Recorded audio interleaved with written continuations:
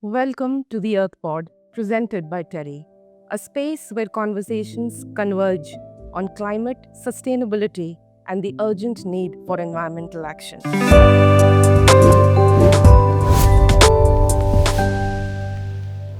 I'm your host, Ipchita Mitra, and today our focus is on a critical theme, which is sustainable infrastructure for nature conservation and climate resilience.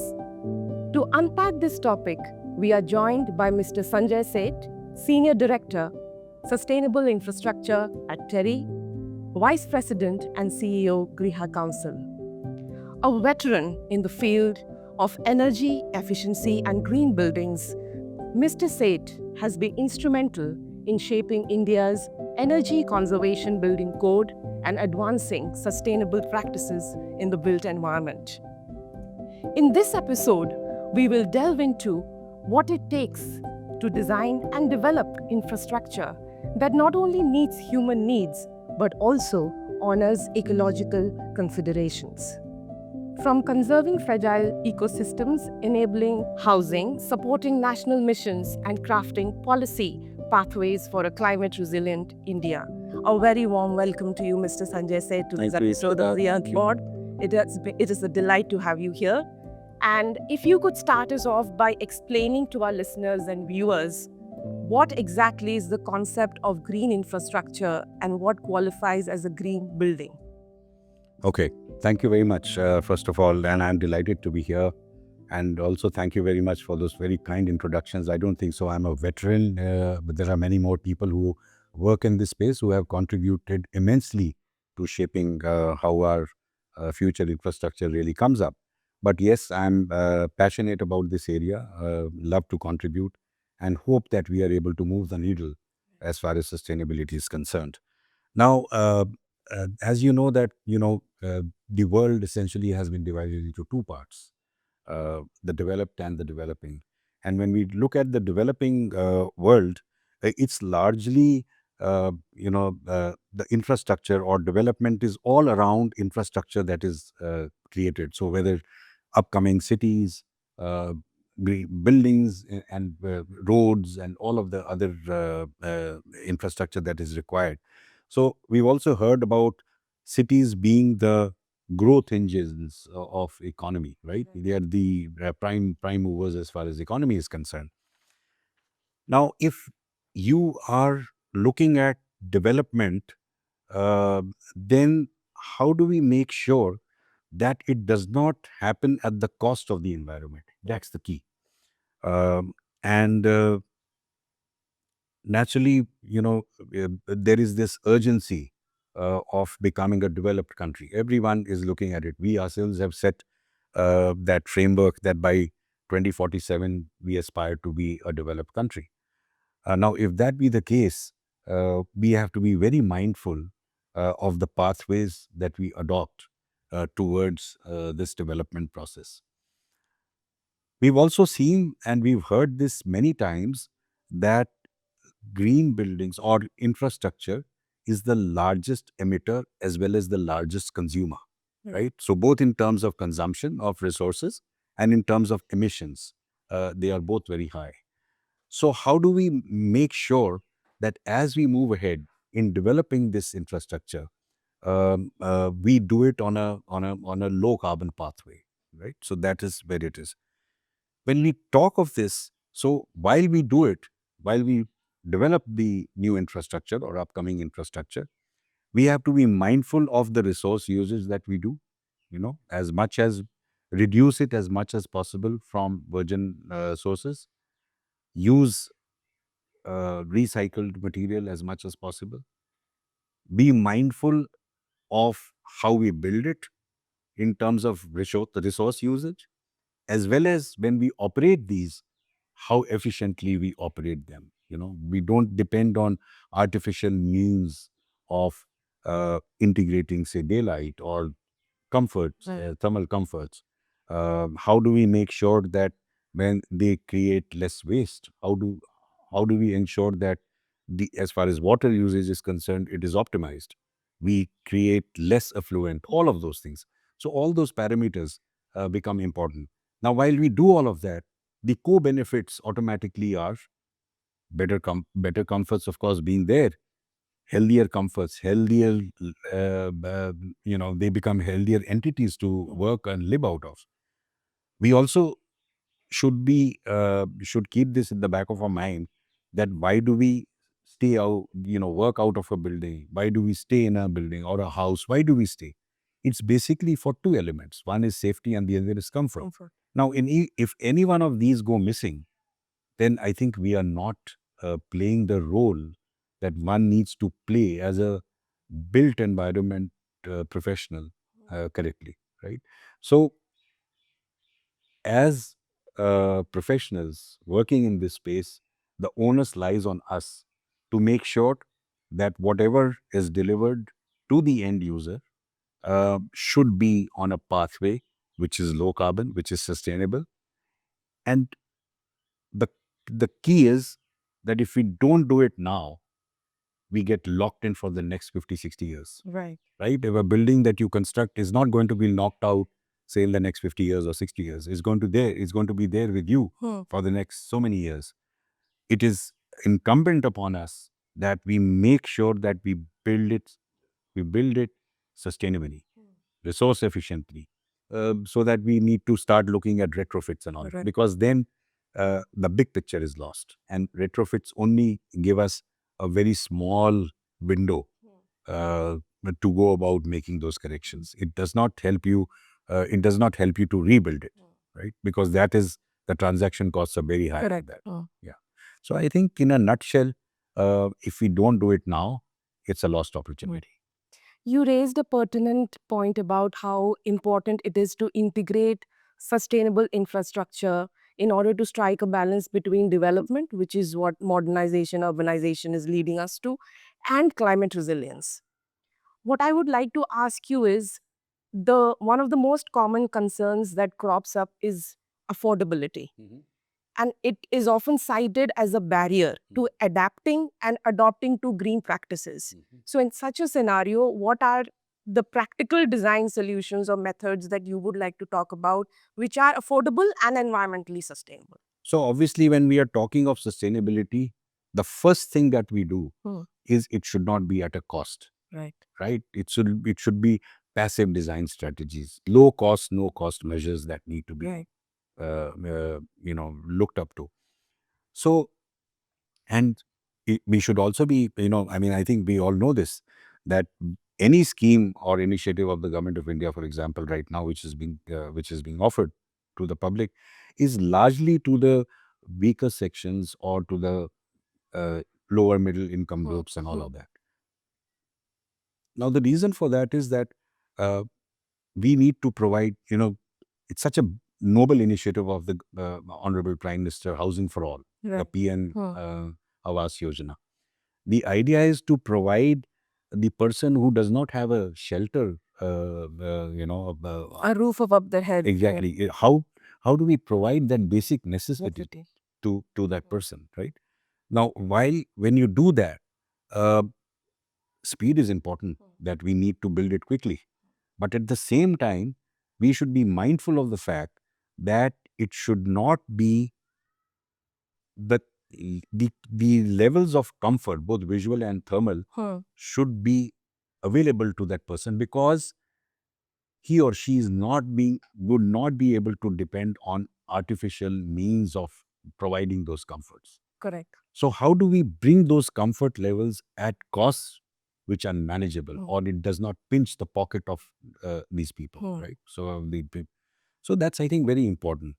And so you raised a very important point: affordability. I think affordability has to be the foundation of such development that we do. And if we are able to do it, then this myth around green costing more and all of that would be laid to rest. It does not cost more, provided it is done at the initial stages of planning and design. We are mindful of locally available materials. How do we make sure that we use them as much as we can? How do we optimize our designs? How do we integrate the elements of sustainability through passive design strategies, which are low cost, no cost? using, there are a lot of common sense in all of this that goes in. While we have regulations and policy frameworks and all of that around these principles, but largely it is common sense, let me be honest to you.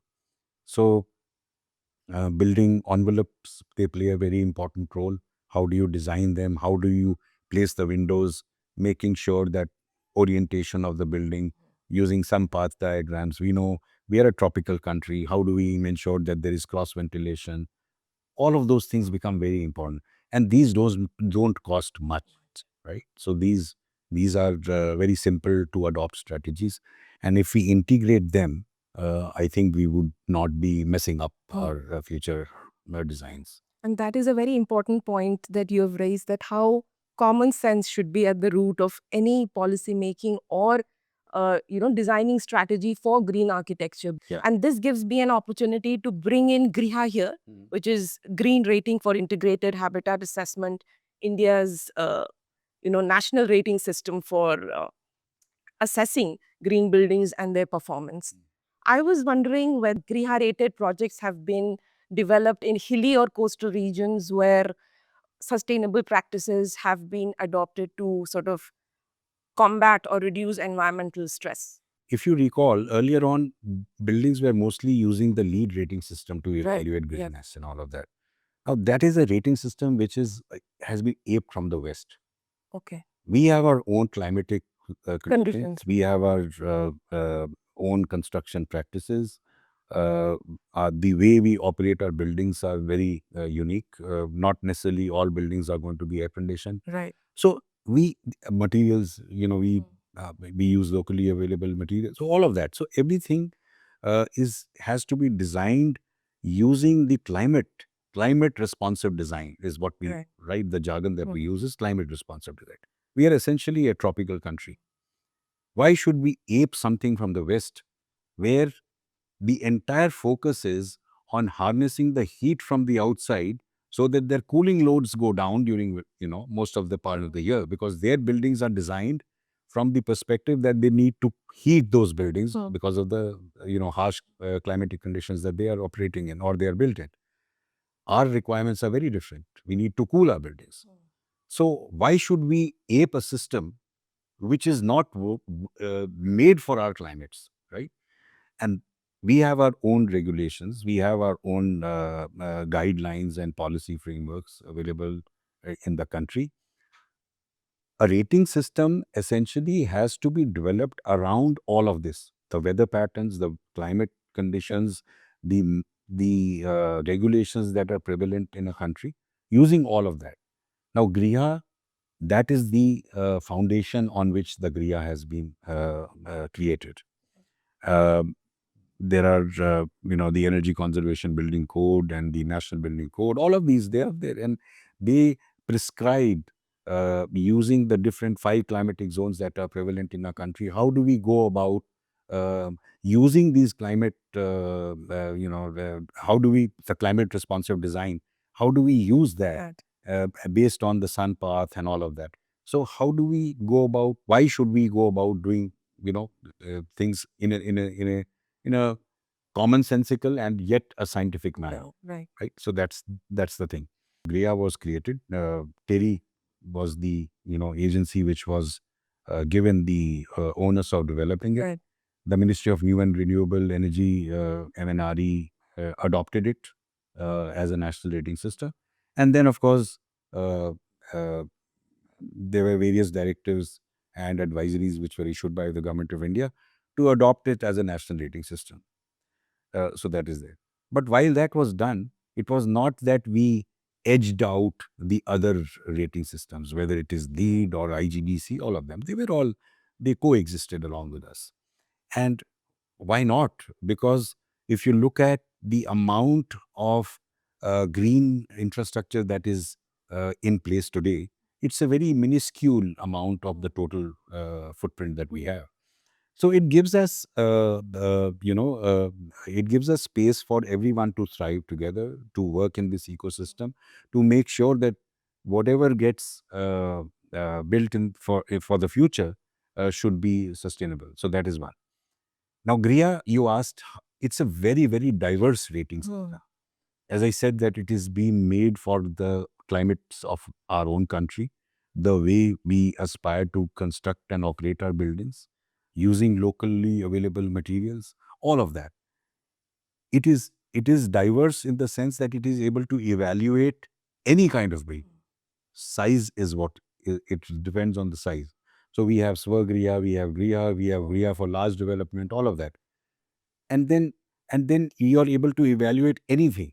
There's a multiplicity of geography and Exactly, topography. exactly.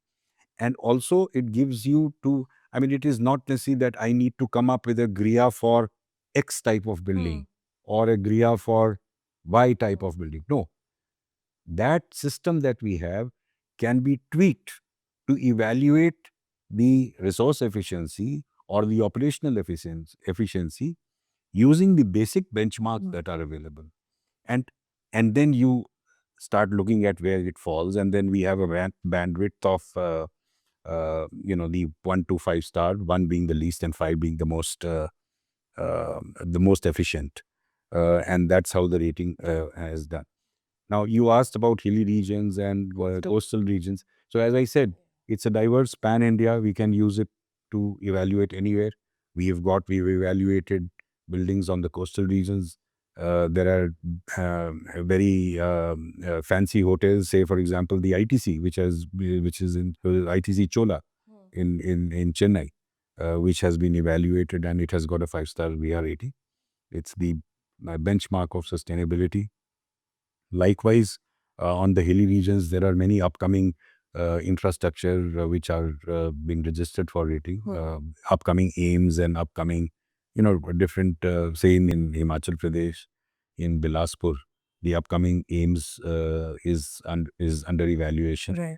So all of them, and they have, their aspirations are to receive the highest level of Rating. Yeah. And I'm sure that the criteria for establishing this rating, it has also undergone lots of discussions, procedures, and the kind of benchmarks, indicators, or yardsticks that the council must have come up with to ensure what a 5-star rating Yeah. look like. Yeah, and not only that, it's not a benchmark which was set say 10 years back or something. We need to keep evolving with time. Modifying and Yeah, we need to keep evolving. You see, earlier on the Energy Conservation Building Code, now it's called the Energy Conservation and Sustainable Building Code. right. It was earlier on the focus was entirely on energy, but now we have the focus moving from energy even to the aspects of sustainability, because you cannot look at only energy as something which. Right. So they are looking at waste. How do you make sure that water consumption is optimized? How do you make sure that comforts are, so all of that, it looks at every aspect. So Energy Conservation and Sustainable Building Code, it is called now. So there is that. Likewise, it's a very dynamic industry. Materials keep newer materials keep coming in, newer methods of construction keep coming in. So how do you keep moving yourselves? Evolving, like you said. Yeah. So you need to keep evolving, keeping yourself abreast to the new techniques that are there, new building materials that are coming up in the market, and making sure that obviously, developers and people and users will be using these materials and technologies. So our rating should be very, very robust Robust. to be able to evaluate them on those parameters as well. So so we keep evolving. Right. And that's why there cannot be a standard framework on which you rely completely. It has to be a branched out, approach, so that each and every aspect can be taken into consideration. Yeah. And since you had talked about many of the government schemes like the PM Awas Yojana, and there are many others like PM Gati Shakti, Amrut 2.0, etc. So coming into the policy making realm, what are the kind of shifts that you reckon that we require at this moment in India? So look, the policy landscape is the regulations are all there. Right. We should be also mindful of that. This is a subject which is a state subject largely, right? The central government plays an advisory role, and the municipalities and local governments and the state governments are given the onus and the responsibility of implementing it. So how do we make sure that balancing act and the sensitivities around all of this are managed well, considerably, right? yeah.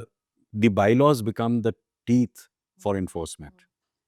Any regulation that is brought out or an advisory which is brought out by the central government, they need to be integrated into the frameworks of implementation at the ground level. And the best way to do it is to kind of integrate it within the bylaws. Once we do that, then the impacts would be eventually visible, or the successes would be measurable. But when you come to such, when you come to such initiatives, the biggest problem is that we don't have capacities, right? So we build up those capacities. Largely, any focus that the government lays, or even agencies such as us, TERI and all of them, we all work with the state governments uh, essentially to help them build up their internal capacities, frameworks for implementation, standardized operating procedures, all of that, which becomes ease of doing business, right? So that you can roll them out very easily. So this is the focus, and at the same time, how do you make simplified processes, Yes. standardized processes, so that you can evaluate them easily? That's the idea. And so whether it is TERI, whether it is GRIHA, a lot of our focus is hand-holding the state governments and the municipalities on these initiatives. And my last question to you would be, if you could share your vision for sustainable infrastructure for India by 2030 in one line, what would that be?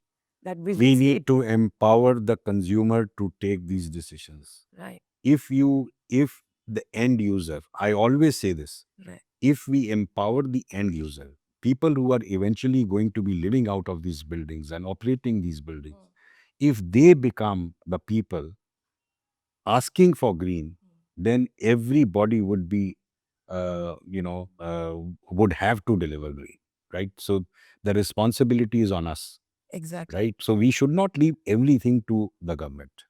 People ask, oh, how do I benefit if I stay out of a green building? Your operating costs are low. You are living in healthier environment. You are doing, it's also a proud feeling that you are not causing as much damage to the planet. This is the only planet that we have. And we keep talking about climate change and all of that. Who's created the climate change? We ourselves are responsible for whatever is happening.